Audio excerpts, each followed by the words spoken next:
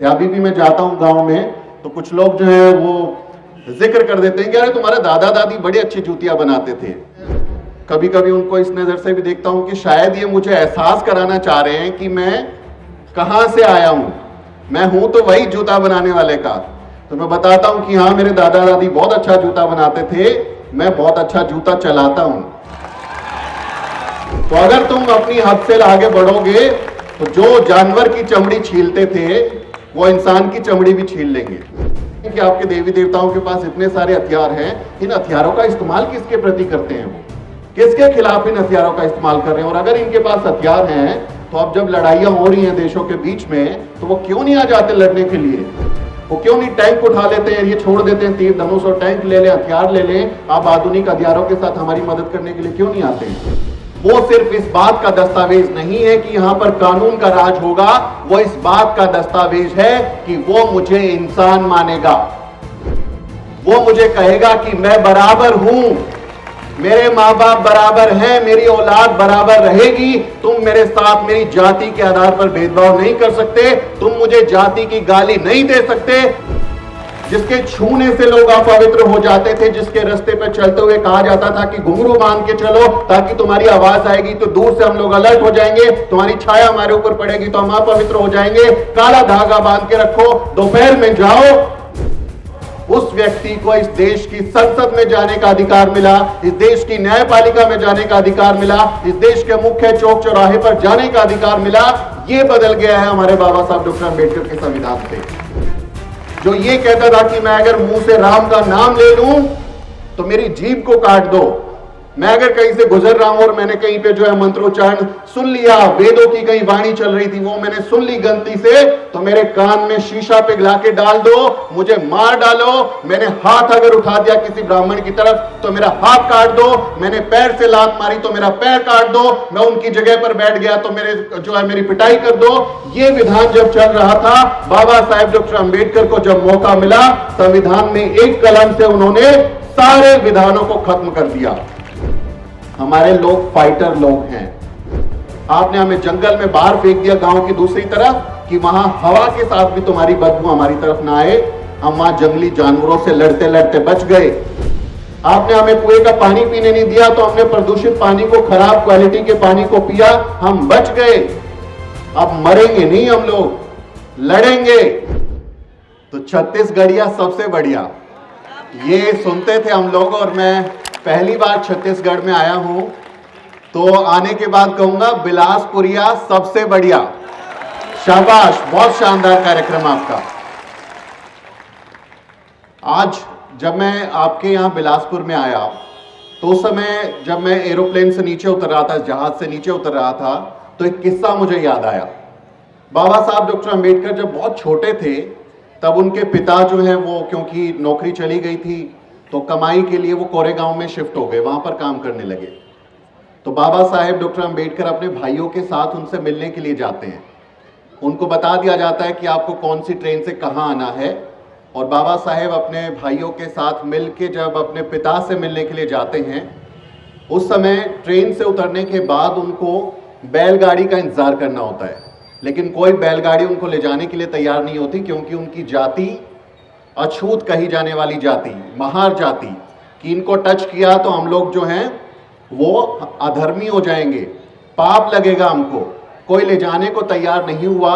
जब दोगुना पैसा दिया गया तो तब जो बैलगाड़ी वाला है वो उनको लेके जाता है, और रास्ते में ही बाबा साहेब डॉक्टर अंबेडकर और बाकी लोगों को जब जाति का एहसास उसको होता है तो धक्का मार के बैलगाड़ी से बाबा साहेब को नीचे गिरा देता है, उनके भाइयों को नीचे गिरा देता है, जाति की गाली उनको देता है। उनको पूरी रात जो है अपमान के साथ भूखे प्यासे काटनी पड़ती है।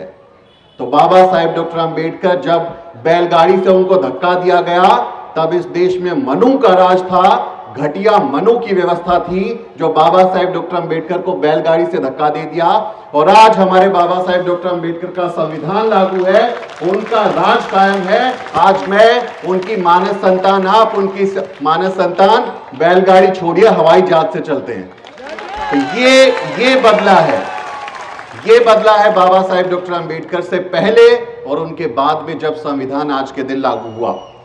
तो आपकी जमीन छत्तीसगढ़ हमारे संत गुरुओं की जमीन, गुरु घासीदास महाराज को नमन करते हुए, मान्यवर काशीराम साहेब को नमन करते हुए, जिन्होंने अपना पहला चुनाव आपके ही सूबे से लड़ा, जब मध्य प्रदेश के साथ आप एक ही राज्य में थे, जांजगीर चांपा, वहां से मान्यवर ने अपने करियर की शुरुआत की, राजनीतिक करियर की। तो उस जमीन पर खड़ा होना, उस जमीन पर संविधान दिवस को मनाना, अंबेडकर युवा मंच के साथियों के साथ मंच साझा करना, आदरणीय कदम साहब के साथ, या इतने सारे सीनियर लोग हैं कि जितनी मेरी उम्र नहीं है उससे ज्यादा सालों का तजुर्बा रखते हैं, जिन्होंने इतिहास में अपना नाम किया है और शानदार काम किया है, तो उनकी मौजूदगी में कुछ बोलना, कई हमारे जो स्कूल के छात्र थे नर्वस हो रहे थे, तो मैं भी थोड़ा नर्वस हूं कि ऐसा कुछ बोलूं कि मुझे शाबाशी मिले, डांट ना पड़े, तो मैं भी थोड़ा सा नर्वस हूं इस मामले में।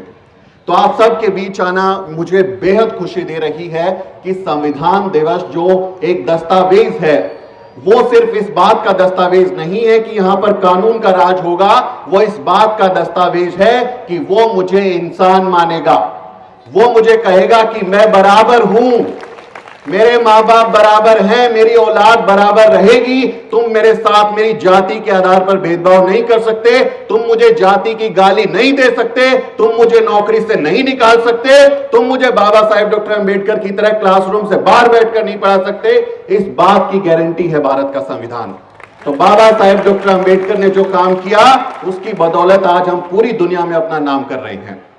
मैं आपको, चूंकि अभी रात हो गई है, काफी समय से आप लोग सुन रहे हैं, तो एक छोटी सी कहानी सुनाऊंगा और उसके बाद फिर धीरे धीरे किस्सों की शक्ल में, बातचीत की शक्ल में हम लोग आगे बढ़ेंगे।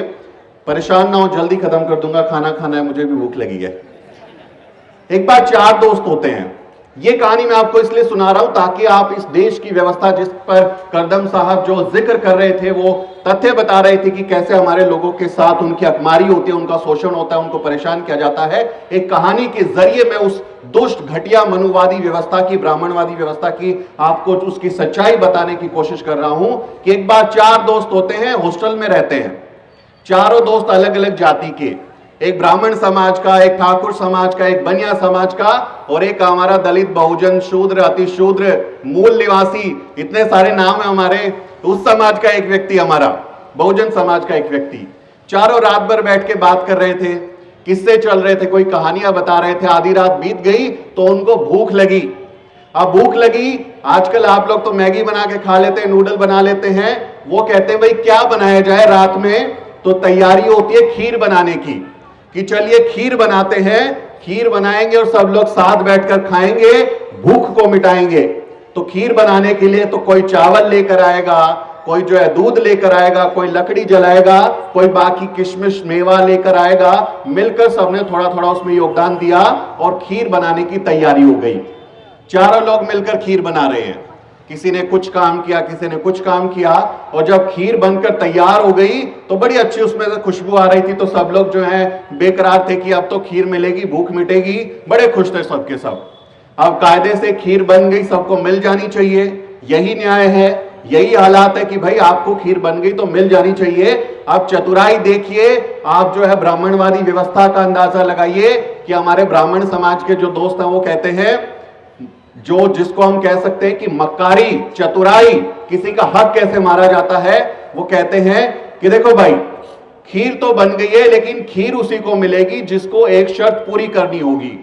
तो बोले क्या शर्त बन गई भाई, अभी खीर बन गई है तो खीर खाएंगे, शर्त लगाने की क्या जरूरत है।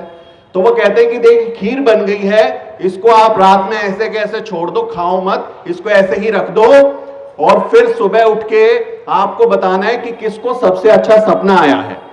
आपको रात में जाके सो जाना है कुछ घंटे, जिसको जो सपना आएगा सुबह उठकर वो बताएगा कि ये मेरा सपना था, और जिसका सबसे अच्छा सपना होगा उसको खीर मिलेगी सारी की सारी, बाकी किसी को नहीं मिलेगी। ये उन्होंने कहानी बना दी। अब चूंकि वो ब्राह्मण समाज के व्यक्ति हैं, थोड़ा सा चतुर्वर्ण व्यवस्था, जाति व्यवस्था में ऊपर पायदान पर हैं, तो उनकी बात को मान लिया गया और सब लोग जाकर सो गए। सुबह हुई तो इंतजार खत्म हुआ, सब लोग फिर से बेकरार की सबके सपने सुनेंगे, किसको क्या सपना आया है। तो सबसे पहले शुरुआत हुई ब्राह्मण समाज के दोस्त से कि भाई बताओ क्या सपना आया आपको। तो ब्राह्मण समाज का दोस्त जो है वो कहता है कि भाई मेरे सपने में प्रभु राम और माता सीता आई थी रात में। उन्होंने कहा कि बच्चा तुम बहुत अच्छे आदमी हो, सारी खीर तुमको खानी चाहिए, तो सारी खीर पर मेरा हक है, खीर मैं खाऊंगा। अब देखिए सब पे दावा ठोक दिया, सब पर अपना कब्जा। अब हमारे ठाकुर समाज के व्यक्ति का नंबर आया। अब चूंकि धीरे धीरे हम लोग भी देख के सीख जाते हैं कि क्या चल रहा है, तो ठाकुर समाज का व्यक्ति कहता है, वो भी सीख गया थोड़ा, कहता है कि भाई देखो मेरे जो सपने में रात में जो है प्रभु राम आए, माता सीता आई और साथ में लक्ष्मण जी भी आए, तो एक आदमी ज्यादा आ गया। 3 लोग मेरे को बोल के गए कि तुम सबसे अच्छे आदमी हो, खीर तुमको खानी है, इसलिए सारी खीर मैं खाऊंगा, तुम्हारे इससे कुछ नहीं आएगा। तो अच्छा भाई, बड़ा बढ़िया सपना आपका। अब आ गया हमारे बनिया समाज के व्यक्ति का नंबर कि भाई आप बताओ आपको क्या आया सपना। तो हमारा बनिया समाज का व्यक्ति कहता है, वो सीख जाते हैं धीरे धीरे देख के ना कि ये क्या कर रहे हैं, क्या चाल है, थोड़ी थोड़ी समझ आती है। तो बनिया समाज के व्यक्ति क्या कहते हैं कि देखो मेरे सपने में प्रभु राम, माता सीता, प्रभु लक्ष्मण जी और भगवान हनुमान चारों के चारों आ गए। चारों के चारों ने मुझे कहा कि बच्चा खीर सिर्फ तुम खाओगे, तुम्हारा अधिकार बनता है, इसलिए सारी खीर मैं खाऊंगा, किसी को एक दाना खीर का नहीं दूंगा। अब हमारा आदमी खड़ा खड़ा सोच रहा भाई क्या किया जाए। सब लोग इंतजार की चलो इसका और देख लेते सपना। अब जो खीर है वो बनिया की तरफ जाती दिख रही है, लेकिन ये जो शूद्र, अति शूद्र, मूल निवासी, बहुजन समाज का व्यक्ति, दलित, जो भी आप नाम दे दें, वो व्यक्ति हमारा खड़ा है और पूछा गया बताओ क्या सपना आया। वो कहता है मेरे सपने में रात में बाबा साहब डॉक्टर अंबेडकर आए थे। बाबा साहब डॉक्टर अंबेडकर ने मुझे कहा कि हे मूर्ख, सदियों से सो रहा है, तेरी खीर कोई और खा रहा है, उठ जाके खीर खा ले। इसलिए मैं रात में उठा और मैंने खीर खा ली।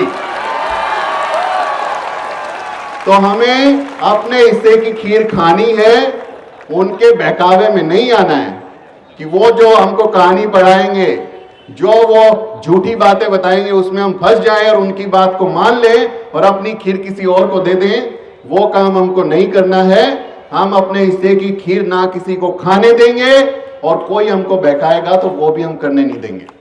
तो अब मेरी बात आगे बढ़ती है। जब हमारे साथी यहाँ नाच रहे थे, जब बहुत अच्छे हमारे जो जागृति और बाकी लोग हैं, जत्थे के लोग हैं, वो इतने शानदार गीत उन्होंने प्रस्तुत किए कि मन जो है एकदम, मेरा भी मन कर रहा था कि मैं नाचूं जाके। बहुत शानदार उन्होंने काम किया। तो हमारे लोग जब नाच रहे थे तो सीधा ख्याल आता है कि ऐसा क्यों है, मेरे को दिल्ली से आप लोगों ने बुलाया, किसी दूसरे समाज के व्यक्ति ने, किसी और समाज के लोगों ने मुझे क्यों नहीं बुलाया? क्यों उनके यहाँ पे संविधान दिवस का कार्यक्रम नहीं हो रहा? हमारे लोग ही क्यों इसका जश्न मना रहे हैं? भाई क्या बदल गया? संविधान लागू हो गया, आज के दिन संविधान लागू हुआ, बन के तैयार हो गया, तो क्या ऐसा बड़ी चीज हो गई? बाकी लोगों को क्या नहीं मिला जो हमारे लोगों को ज्यादा चीजें मिल गई? हमारे लोगों को इंसान होने का दर्जा मिला, उनको इंसान माना गया। जिसके छूने से लोग अपवित्र हो जाते थे, जिसके रास्ते पर चलते हुए कहा जाता था कि घुंघरू बांध के चलो ताकि तुम्हारी आवाज आएगी तो दूर से हम लोग अलर्ट हो जाएंगे, तुम्हारी छाया हमारे ऊपर पड़ेगी तो हम अपवित्र हो जाएंगे, काला धागा बांध के रखो, दोपहर में जाओ, उस व्यक्ति को इस देश की संसद में जाने का अधिकार मिला, इस देश की न्यायपालिका में जाने का अधिकार मिला, इस देश के मुख्य चौक चौराहे पर जाने का अधिकार मिला। यह बदल गया है हमारे बाबा साहब डॉक्टर अंबेडकर के संविधान से।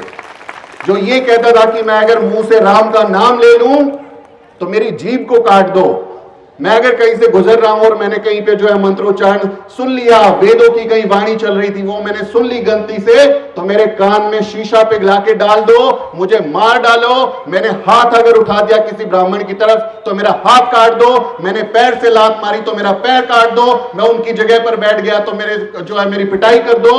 ये विधान जब चल रहा था, बाबा साहेब डॉक्टर अंबेडकर को जब मौका मिला, संविधान में एक कलम से उन्होंने सारे विधानों को खत्म कर दिया, सारे पाखंड को खत्म कर दिया, सारी कुरीतियों को खत्म कर दिया और कह दिया कि हम इस देश के निवासी हैं, सब लोग यहां पर रहेंगे, किसी के साथ कोई भेदभाव नहीं होगा, सबको समानता, न्याय, स्वतंत्रता, बंधुता की गारंटी होगी।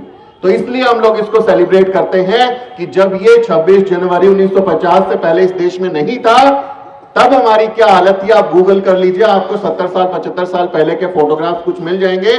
चमड़ी नहीं थी हमारे शरीर पर, हड्डियों के ढांचे थे हमारे लोग, जिनको खाने को नहीं मिलता था, जिनको ओढ़ने को कपड़ा नहीं मिलता था, आज मैं ये 10-20 हजार रुपए का कोट पहन के चलता हूं। आप लोग इतने अच्छे कपड़े पहनते हैं, हजारों रुपए के कपड़े पहनते, लाखों रुपए की मोबाइल लेके चलते हैं। ये बदला है 70 साल में। ये बदला है जिसने हमें मुख्य धारा की ओर लाकर खड़ा कर दिया।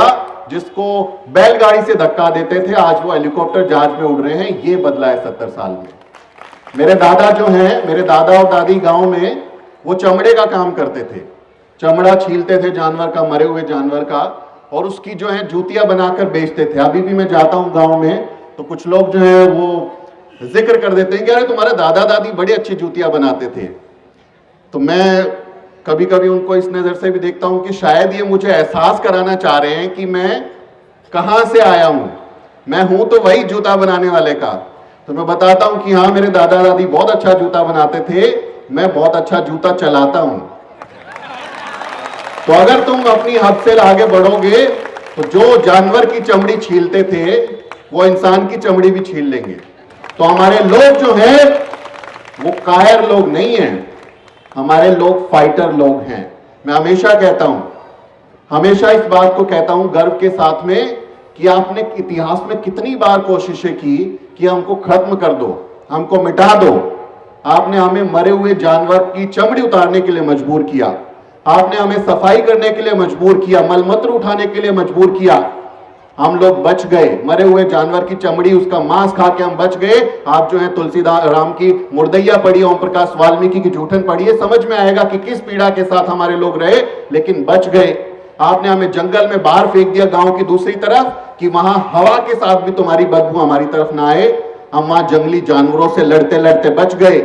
आपने हमें कुएं का पानी पीने नहीं दिया तो हमने प्रदूषित पानी को, खराब क्वालिटी के पानी को पिया, हम बच गए। अब मरेंगे नहीं, हम लोग लड़ेंगे। फाइटर कौम है हम, बार बार उठते हैं, बार बार अपने हक अधिकार के लिए लड़ते हैं।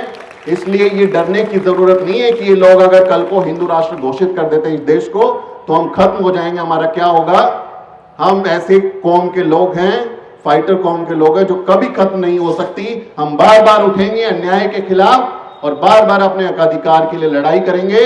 तथागत बुद्ध जैसे लड़ रहे थे हमारे लिए, उस व्यवस्था के खिलाफ तथागत बुद्ध जब लड़ाई लड़ रहे थे, वो आप दीपो भवा का संदेश दे रहे थे, बहुजन हिताय बहुजन सुखाय का नारा दे रहे थे। वो पूछ रहे थे कि ये गैर बराबरी क्यों है, तो वो इस व्यवस्था के खिलाफ लड़ रहे थे।